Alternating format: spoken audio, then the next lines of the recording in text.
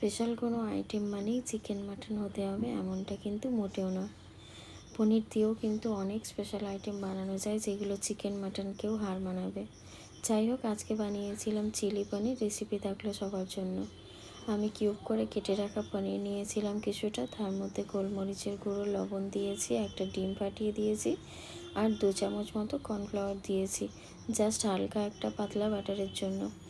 যাই হোক, এটাকে ম্যারিনেট করে রেখে দিয়েছি। এরপরে রসুন পাতা, টমেটো, কিউব করে কেটে রাখা পেঁয়াজ, ক্যাপসিকাম, তারপরে লঙ্কা, কাঁচা লঙ্কা, তো সেগুলোকে সব মোটামুটি কিউব করেই কেটে রেখেছিলাম। দিয়ে সাদা তেল গরম বসিয়ে যে পনিরগুলো ম্যারিনেট করা ছিল সেগুলোকে একদম লাল করেই ভেজে নেব।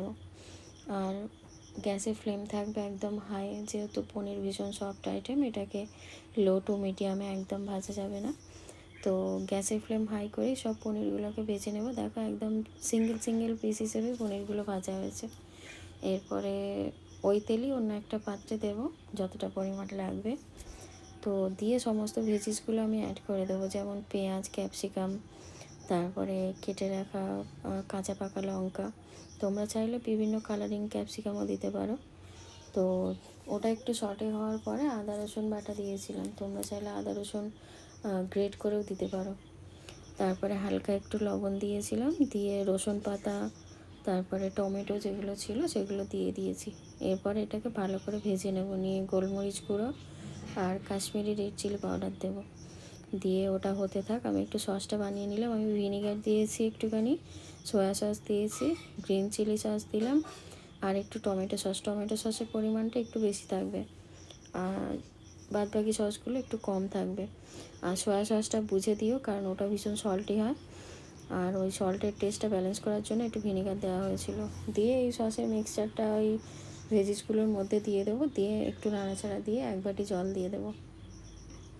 তারপরে গ্রেভিটা ফুটে এলে পনিরগুলো অ্যাড করে দেবো। দিয়ে কিছুই না, বেশ কিছুক্ষণ ফুটতে দেবো। আচ্ছা, এখানে একটু লবণটা চেক করে নিও, নিয়ে আর একটুখানি টেস্টের ব্যালেন্সের জন্য চিনি দিয়ে দিও। আমি ওটা দেখাতে ভুলে গেছি। আর একটু কর্নফ্লাওয়ার অ্যাড করে ওর মধ্যে গুলে দিয়ে দেবে। তারপরে একটুখানি ফুটতে দেবে কর্নফ্লাওয়ারটা অ্যাড করার পরে। তারপরে দেখবে যে যেই গ্রেভি চাইবে, কারোর গ্রেভি লাগলে একটু জলের পরিমাণটা বাড়িয়ে দিও, আর যাদের গ্রেভি লাগবে না একটু ট্রাই করে নামিয়ে নিও। আর কিছুই না, এটা লুচি, পরোটা, যে যার সাথে খেতে ভালোবাসবে তার সাথেই খেতে পারো।